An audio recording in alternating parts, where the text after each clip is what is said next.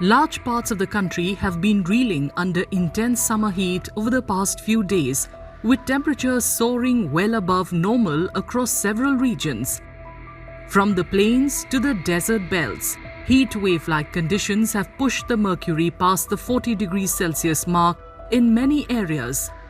However, some relief may be on the horizon, with the India Meteorological Department forecasting a change in weather that could bring much-needed relief in the days ahead. इस समय पूरा north west India या central India heat wave की grip में है और अगर आप आने वाले दिनों की बात करें तो यही अनुमान है कि नॉर्थ वेस्ट इंडिया में ये सिनेरियो नेक्स्ट 24 घंटे बना रहेगा, आज के लिए बना रहेगा और कल से ग्रेजुअली जो इम्प्रूव होना स्टार्ट हो जाएगा। उसका रीज़न ये है कि एक वेस्टर्न डिस्टर्बेंस जो है जो वेस्टर्न हिमालय रीजन को आज से ही प्रभावित करना स्टार्ट कर देगा। वहाँ आज से ही रेनफॉल थंडरस्टॉर्म एक्टिविटी रहेगी और प्लेन्स में उसका इम्पैक्ट जनरली कल से देखा जाएगा। In the desert state of Rajasthan, where temperatures have crossed 46 degrees Celsius in several areas, weather officials have issued heat wave alerts and also warned of possible thunderstorms over the next few days.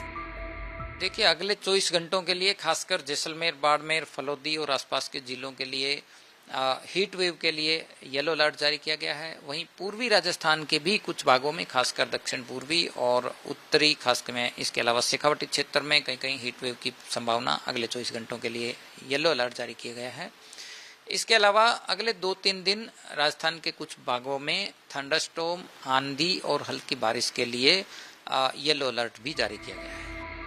Temperatures have also remained above normal in the hill state of Uttarakhand. However, thunderstorm activity and strong winds in the coming days could bring some relief from the prevailing heat.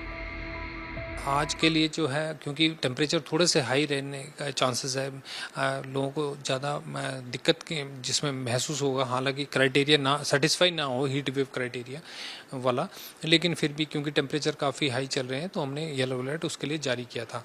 28-29 तारीख के लिए हमने orange alert भी जारी किया है, साथ में कुछ जनपदों के लिए जहाँ खासतौर से नैनीताल, उत्तरकाशी, रुद्रप्रयाग, चमोली, बागेश्वर, पिथौरागढ़ के लिए जहाँ पे कि हेल के चांसेस है। 30 तारीख और 1 तारीख के लिए भी हमने येलो अलर्ट जारी करा because of this high winds, और जो है हमारे को इसके अलावा जो है बिजली गिरने के जो चांसेस बन सकते हैं कहीं पे, कुछ जगहों पे। Despite current temperatures crossing 42 degrees Celsius in Delhi, weather officials say a western disturbance may trigger thunderstorms, offering some relief from the heat.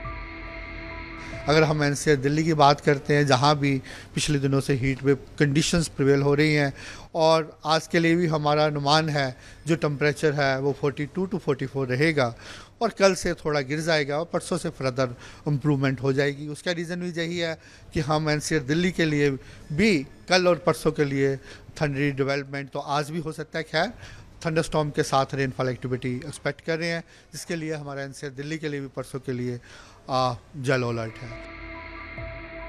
Meanwhile, parts of Jharkhand may also see thunderstorm activity over the next few days, which could bring a slight dip in temperatures.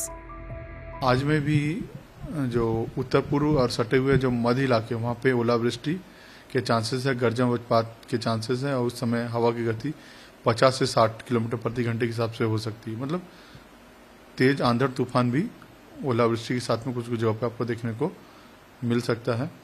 और अगर बात करें तो फिर अभी पूरे जो 4-5 दिन है उसमें थोड़ा सा ठंडा एक्टिविटी का चांसेस रहेगा। और टेम्परेचर का बात करें तो एक आध दिन में आपको जो टेम्परेचर है उससे थोड़ा सा राहत भी देखने को मिलेगा। With temperatures expected to drop from Monday as a western disturbance sets in, much needed respite from the intense heat is likely across several parts of the country.